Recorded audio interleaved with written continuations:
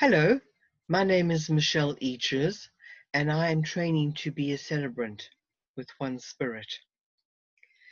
I was a living carer for about 6 years, mainly palliative care, taking care of the terminally ill and their families.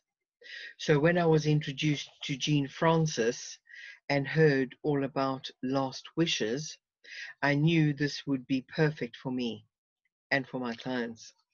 Needless to say, I signed up to do a Last Wishes workshop, which I highly recommend. I didn't realize that there were so many options and choices to enable me to have my very own personalized farewell.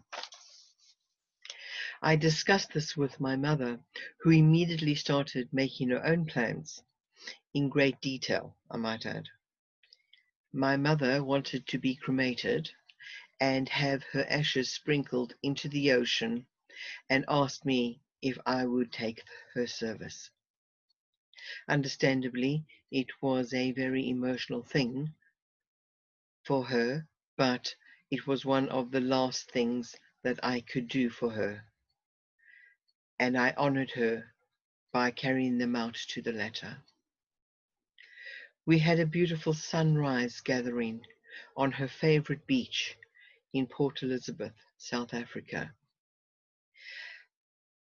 At the turn of the tide, when the beach was deserted, so that we were able to create a beautiful altar on the sand with her favorite things like sunflowers, seashells, and driftwood. As we walked along and contemplated in the silence, we collected these items, bringing them back to the altar and placing them on there, and sat remembering and celebrating her life with various poems, stories, and verses as people felt led. Once this was done, we all walked out into the water up to our knees. Each scooped a little of her ashes into a small shell and then sprinkled this onto the water. The family afterwards laid 3 sunflowers on top of the water amongst the ashes, and we wished her well and released her. This was exactly what she had wanted, and I'm sure she would have been very pleased on how well it went, to say farewell on a happy note. As children, my mother used to read us this poem that I'd like to end off with. Uh, it brings back many happy memories of childhood when she would have us in fits of laughter, my 3 brothers and I, because we knew exactly what was coming. But she would read it to us anyway.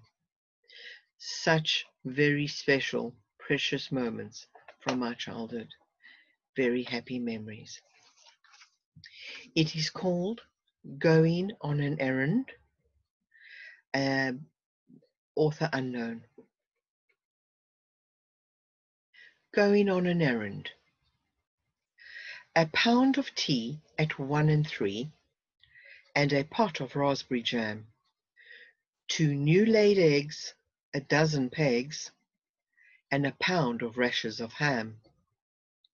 I'll say it over all the way, and then I'm sure not to forget, for if I chance to bring things wrong, my mother gets in such a sweat. A pound of tea at 1 and 3, and a pot of raspberry jam. 2 new-laid eggs, a dozen pegs, and a pound of rashers of ham. There in the hay the children play, they're having such fine fun. I'll go there too, that's what I'll do, as soon as my errands are done. A pound of tea at 1 and 3, a pot of new-laid jam, 2 raspberry eggs with a dozen pegs, and a pound of rashers of ham. There's Teddy White flying his kite. He thinks himself grand, I declare. I'd like to make it fly up sky high, ever so much higher than the old church spire. And then, but there, a pound of 3 at 1 and tea, a pot of new laid jam, 2 dozen eggs, some raspberry pegs, and a pound of rashers of ham. Now here's the shop, outside I'll stop and run my order through again. I haven't forgot, it's better not. I'll show I'm pretty quick, that's plain. A pound of tea at 1 and 3, a dozen of raspberry ham, a pot of eggs with a dozen pegs, and a rashers of new laid ham. Thank you, Mommy.